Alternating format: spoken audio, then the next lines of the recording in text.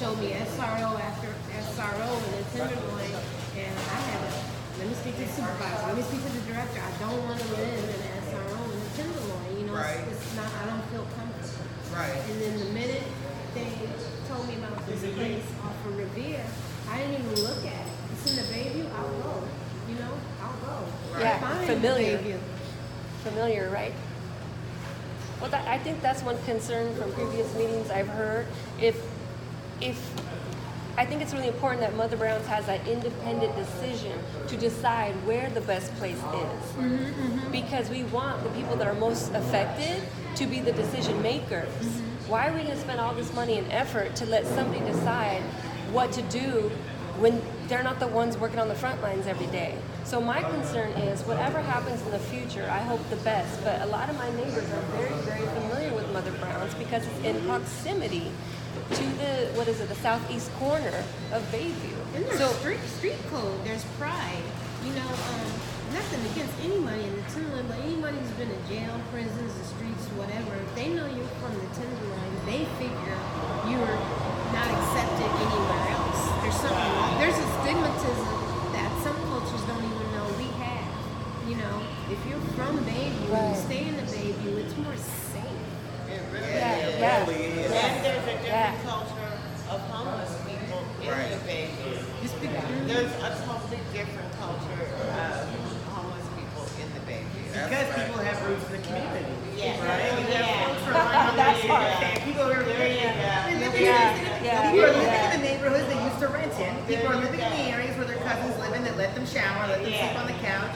Like that's a level of connection that people don't have in the Tenderloin because Tenderloin's history is intrinsically tied up with the series of displacement within the state of San Francisco. Right. That folks are relegated to the Tenderloin. Right. Tenderloin's changing.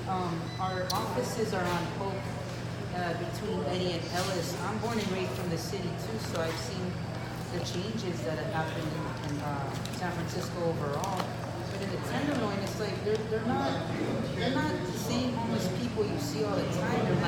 They're coming in droves, and you know the alleys are just filled with like tents, and they get swept by the cops all the time, and then there's a lot of movement that's happening.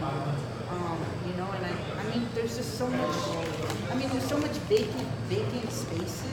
You know, and I think that's something that we should. I mean, it might be something to look into because these vacant spaces, like, what are they doing with them, and why are they doing that to us? Like, it's ridiculous. And that churn that you're talking about, that is by design. It's not just by weather, right? Like we actually have a policy of displacing folks. So I'll give you an example. So from 2010 to 2018, over 3.5 million 311 calls were made specifically around encampments and homelessness. So the city themselves admitted that they're a complaint-driven model. So the model that we see the homelessness and support housing, the SF sheriffs, SFPD, Department of Public Health coordinating how that they move forward. So in reality, we talk to folks. Historically, you could talk to somebody, you talk to a particular group of homeless people, and be like, oh, when's the last time you were asked to move along with the police? I mean, the last week they made us move along, but we got to be here for a couple weeks. Now you get to talk to people that they get displaced maybe 3 to 6 times a day. Wow. So in reality, and that is really meant to keep up with the changing demographics of our city. The new movement of folk in a different neighborhood. It's really just to keep a certain section of the population placated, right? So we see this displacement, and we see its effect on the mental and physical health of homeless people. Where people, they're run ragged, literally, by what's being done to them. And they fall over dead in a lot of cases. Like going back to the second part what you're talking about, you're right. There are spaces. There's vacancies. I think we have somewhere like a 30% vacancy rate in the city of San Francisco. So we create all this market rate housing that people can't even afford, or better yet, people speculate on because they see the value's only going up. So why don't buy a few units and sit on them? You know, like I live in East Oakland, and we have the same issue in Oakland, where my whole block is owned by the same 12 businessmen who live in Hong Kong. Like this, I'm not trying to denigrate foreign people, but at the same time, we have a particular business climate that perpetuates this type of speculation, and that's all around the Bay Area. And so that is the mode that's driving our housing policy. And incidentally, we have a homeless policy that treats homelessness, or rather, we're treating the police as social workers. We're treating law enforcement as social workers. Okay, I'll explain the other contradiction that we have. We have things like homeless citizens support housing. They have three basic mandates. One is to get people into housing. They don't have the resources to do that. We have 21,000 homeless people in the city of San Francisco. Two, monitor conditions in shelter. They also have limited capacity to do that. But third, and this is the kicker, the third thing they're judged by is keeping sidewalks clear of tents. And so incidentally, the only way that they can objectively prove that they're doing work is by displacing people and also working to put people in housing. But we feel the stick more than we feel the carrot of housing. I think last time we met with Jeff Kaczynski, he said, my office gets 50 people out of homelessness every week. But then we go into it, and almost half of those people are actually given bus tickets outside the city. Wow. So they consider bus tickets out of the city limits to their cities of birth, wherever they were born, as considered people exiting homelessness. What does that send? What message does that send? We don't want more you people out in our of city. it. Yes. That's the message that it sends. Families don't matter. Whether you're poor, then it doesn't matter if you came here 30 years or 40 years ago. You have to go back to where you come from. It doesn't matter. It doesn't matter. Even if you were born here, it doesn't matter. Yeah. You can't, if you haven't made any money, that's your problem. You need to go. You can find you a unit somewhere in Vallejo, maybe, but it really is. Not anymore. Not anymore, yeah. So now we need to come up with solutions on how we're gonna do stuff to get this money forward to build the shelter. And I think the main thing is we need to find a church that has land around it that is ready to lease it to us, for us to build on, or whatever they will do.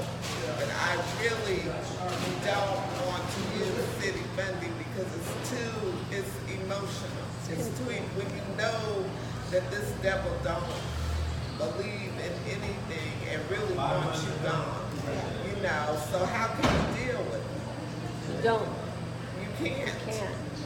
You know, because he's lying to you every chance he gets, and who has time to sit down and think, now, was this the truth or was this a lie? We don't want to do that anymore. But I think the goal is to have a permanent structure, a permanent solution Exactly. into housing. Exactly. Not no open Simple. door where, okay, you can stay here 90 days and then you have to go back out on the street and then here's another. No. I say we build a shelter in Dayton with private funding and let the people be able to stay there until we can get them into housing. You know, and that needs to be what we are going to do. Let them stay. They can start working on whatever they need to work on. The drug addictions that they have, the lack of employment, getting employment skills. It's so much of their mental health issues to bring them back on. Then put them in housing. You can't just build housing and place somebody who's been on the street for 15 years. And that it's a fail. They're gonna fail. You know, they'll be right back on the street. It takes time. And Carol can attest, we had a woman in Hope House. She moved in, but she wanted to sleep in the backyard. You know, Carol would go make up their beds, put clean linen on it. She refused to go inside the house every night. She wanted to stay in the backyard until something triggered her and she said, okay. And then she went in, but I had a hard time getting her. I mean, it was a mental thing. It's being on the street too long. It's I don't trust you anymore. It's all of that you have to deal with before you can get somebody to be successful and stay in the house. I'm telling you, they have beat people down. They have really just took a bat and just So now you're trying to bring this person back to life and show them that you are worth something. And that's where Mother Brown really comes in, because everybody around there is good with understanding the mental problem with homeless people and trying to help build their self-esteem back up to where they came from, which is hard to do, but we're all human, you know. And I would say, like, everybody benefits from this. Because, I mean, it might be a cold word, but like case management, it sounds like a cold word. But in your case, it means so much. We could do so much with that. We could relate to people on a human level. you know? And when you Right. have like a sustainable concrete place that doesn't keep moving or that isn't conditional on city funding, that Yeah. doesn't need a vote or a pass, or the next supervisor, you know, makes it conditional, you know? It's just community based. We can grow so much further. We can like tap into our resources, you know? People don't have to call the police. They could just call Mother Brown and say, because we already know everybody. Right? Right. So- And then even with the way they are placing people from here, they're placing them way on the other side of town. And they're Tenderloin. No, and there's some in Presidio. Very little. Very little. Maybe very little. That happened 2 years ago. No one else has gotten in that I know of. So they'll do a little bit of something and then they just drop us like we're nothing to them. I gotta add one more thing. If this city is so excited about making Bayview a cultural district, let's talk about what that really means. Let's talk about what that really means. So who are the women in Bayview? What's the history of this neighborhood, right? Since the 60s forward. You know, before that, you know, I didn't do too much research.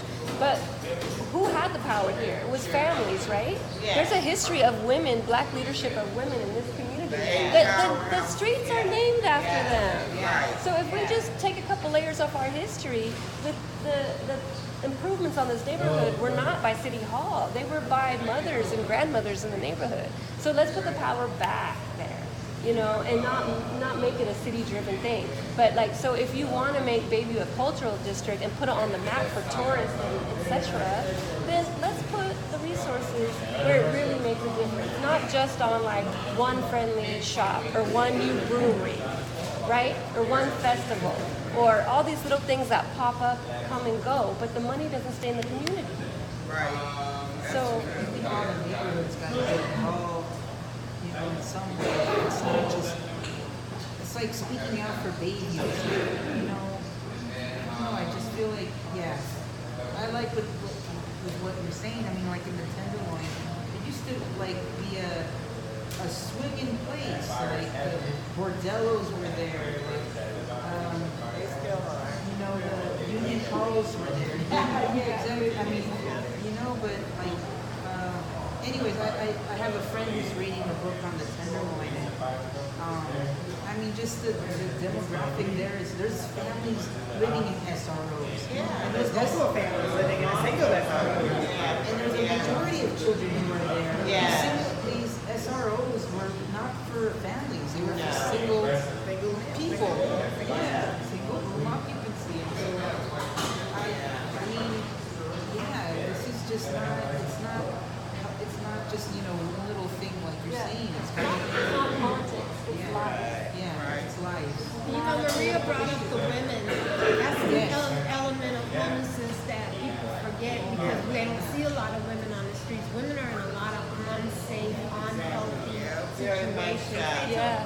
to prevent from going to a shelter or being in a tent. And you know, they need somewhere to go. Yeah. It's not a lot. It was hell for me to get a bed. Hey, can I tap onto that though? As a woman, as a single mother that tries to go to the city for services, I gotta tell you, it's worse. It's worse. It's worse. It's more traumatic to go to Yes. the city of San Francisco and ask for help. Yes. And you know what I'm talking about? Yes. And I'm not even black. Do you know what I mean? So add many, many layers to that on When what I it's finally like. got a bed, the men at next door were like, "What? Your man beat you?" No, I lost my house. But that's the clients they're used to because you have to have a really bad, critical homeless situation before you could get a bed. Yeah. There's definitely the stereotype that the average homeless person is a single adult man with no family that wanders from town to town making music, right? I mean, it's not That's the funny, stereotype. but it's so It's true. hilarious in a Oh my dark way God. because that's how we actually write policies. We have something like 2,200 shelter beds, and the majority of congregate living spaces, and they're predominantly for men, right? So when we actually look at the facts, the fastest growing demographic of homeless people is actually elders, and that is single mothers, right? So we have a reality that is not actually jiving with our biases, with our stereotypes, and our policies, right? So I mean, even when we asked Jeff Kaczynski about having a community advisory board around this issue of the shelter. He flat out told us no. No. He flat out told us